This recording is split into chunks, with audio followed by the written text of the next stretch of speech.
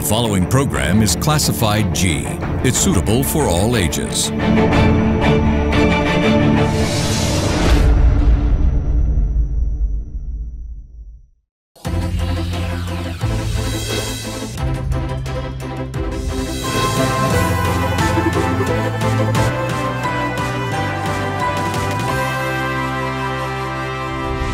Hello and a very good evening, and thank you for joining with us on another episode on Business Best. And as usual, we will be introducing to you people who have excelled in their particular field in order to showcase their latest developments in their respective industry. And this is a platform where we showcase the best in the business. Now today on the show we have a young fashion designer who has come up with her own store and also an e-commerce market which has a very new initiative. Now to find out more about this, it's my pleasure to invite Senuki Wijesundera, who is the founder of Lolo and Lala. Senuki, thank you very much for taking the time to join me on the show today. Hi Shanali, thank you so much for having me here. Senuki, to start off our discussion, something that really clicked me was the name Lolo and Lala. It sounds very casual and very fun. Was there any specific reason for you to name your company Lolo and Lala? To be honest, it was something really spontaneous, but I think Lolo and Lala sounds fun. I think it brings out my personality. It screams out vibrancy, and that is what we deliver. Okay, and you becoming a fashion designer, was it something that clicked you recently, or is this ambition that you wanted to become when you were really young? I've always wanted to do something fashion related, and I think it has been in me since I was a kid. I found inspiration from always what was around me, and I think having a brand is a way of spilling it over. Was there any specific reason that you like to become a fashion designer? I think I was brought up among women, and it was something because of inspired me because of traveling, and I used to go back and forth to India with my parents, and how India is with all the textile. It's like a world of fabric you lived in. Senuki, now you're a very young designer, and your designs which I have seen are very unique, and I've not seen these designs anywhere. Does your inspiration come from someone or some place, or how do you come up with these designs? I always get inspired from what's around me, as I mentioned before. Nothing specifically, not a specific person or a thing as per se, but I would say it's about how my moods are, how my mind works, what I go through day to day. That is, I think I get inspired from my own life, what I go through, how things happen. And another thing which I came across was when I went through your business portfolio was that you have opened your website to other vendors as well to collaborate with you. But before we talk about that, why don't you tell our audience a little bit about what Lolo and Lala is all about, and what are the stores that you all have, and what your e-commerce platform is all about? Yes. So Lolo and Lala is a fashion, beauty and a lifestyle brand. We have a marketplace. We are bringing the concept e-boutique to Sri Lanka. We are going to make a marketplace where other brands can also come and sell their brands, and have an e-boutique system where you can do all buying and selling on this platform. And yeah. Recently, I kept a tab on your Instagram as well, and I saw that you have launched your exclusive collection also in a store. How did that go? It was actually very successful. I couldn't be more happier to talk about my collection. The recent collection that I launched was called the Exclusive Wear Edit, and we signed up with the Design Collective store and did this collection. All designs will exclusively be sold at the Design Collective store, and all designs that we did are all made from Armani pure silk, and if you look at the silhouettes, they're very sophisticated, luxurious designs. I did actually notice that. And was there a specific reason for going with this material, silk? So if you talk about silk, silk is the epitome of luxury, and if it's due because of the high cost of produce and the soft feel against the skin, and the way how silk makes it, if you think about it, look at it as a silhouette. And I think silk is a fabric that you use to make high couture fabric, and we wanted to bring that into. And another thing I want to ask you is, now Lolo and Lala, it's very unique. Can you tell our audience a little bit about what Lolo and Lala represents? What does your brand mean?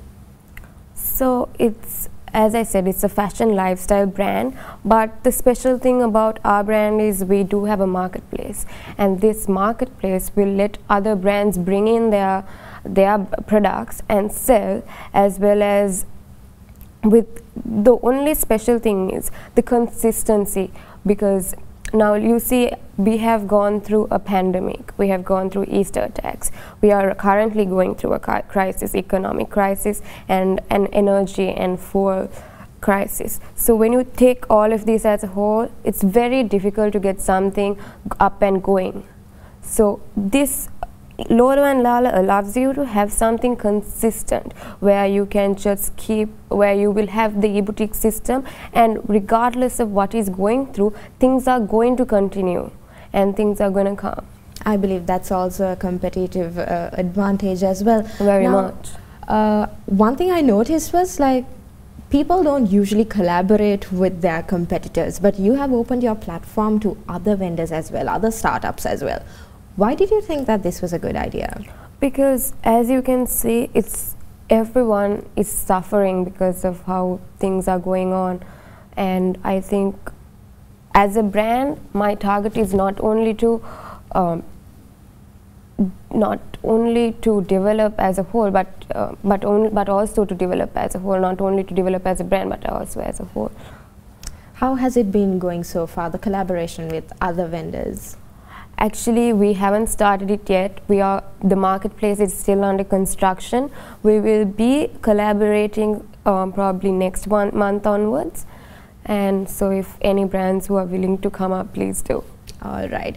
So is there a particular niche market or a market that you're currently focusing on? Not really. Nothing specific. We cater to all and everyone, because as we said, it's not just for let's say it's not just for kids, it's not just for teens, it's not just for any adults, it's not just for ladies, we'll be having for everyone. And it's not just clothing, it's a lifestyle brand where you will have fashion items, beauty items, homeware, to everything.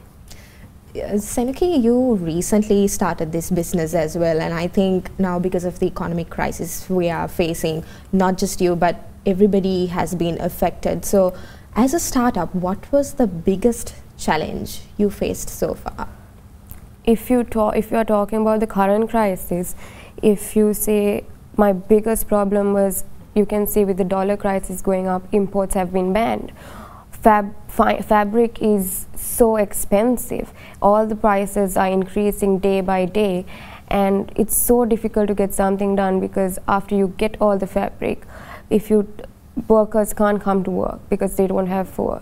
And when they do come to work, they don't have electricity, so we can't get the machines going. But we have managed to send some of our equipment home when they need it at their expense, because we have a committed team who are willing to work even during overtime. When they go home, our target is to complete everything as much as possible and give it, because with all the restrictions we have to produce more, right? But it's a bit of a tough situation currently. What was the support you received, Senuki? Now you're a young fashion designer, very young I would say. So how would you describe your team? So it's not a huge team. I work with a lot of freelancers as well as my own factory. My people who are working for the factory are absolutely amazing. They are very committed, very supportive. And the team I work with for marketing and to bring out the absolutely very creative, talented people, I must say. Thank you, Senuki. Now, to discuss more about Lolo and Lala, we'll have to take a short commercial break. You're watching Business Buzz. We'll go into a short commercial break. We'll be back soon.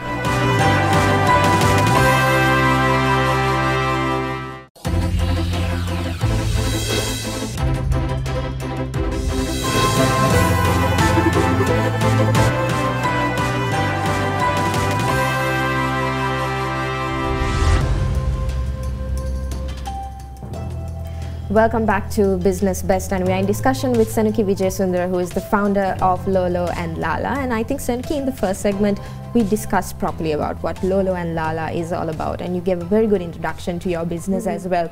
Now, since you recently started, and when you consider this market, this fashion industry, it's a very critical industry because people have different ideas about what fashion is, and they have their own styles, and you specifically have your own style, and that's what you're incorporating in Lolo and Lala. Were there any critical comments that you received or negative comments when you started this business, and how have you been coping up with this? Well, I think feedback is going to come, and of course there were both positive and negative, mostly positive I would say, but negative feedback, we have to take it. Feedback is something we, as a brand, we will get from customers about what we produce. So I think it's all a learning curve. I took all of it as this. Has it affected you in any way in running your business?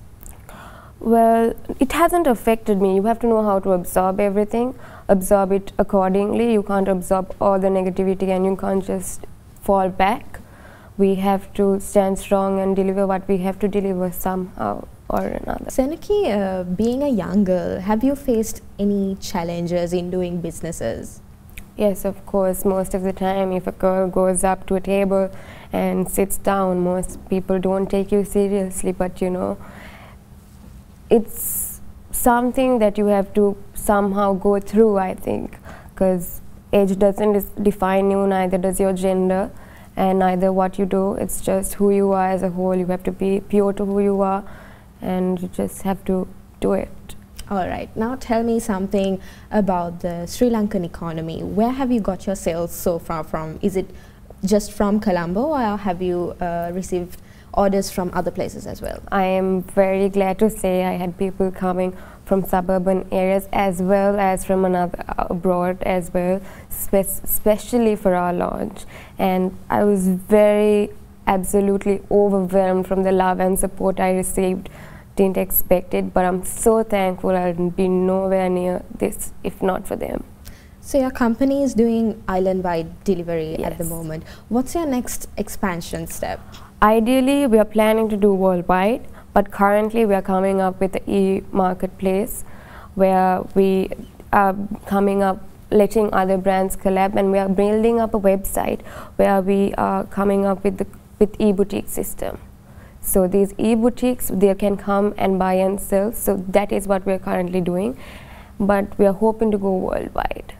If you're planning to move worldwide, what's the first country you would move into? Ideally India, because India is right there, and if you think about it, it's one of the largest Asian countries, the most largest Asian country. So you think Asian people will have a good demand for your exclusive collection? I think Indian design, Indian culture and Sri Lankan culture, it is a bit similar. So I think the Indian, like the Asian customer base would be a bit similar, so the eye to design would also be the same. All right, so currently, now you say that you want to move worldwide. What's the next step you want to take currently? Currently, next step would be coming up with a marketplace as fast as possible.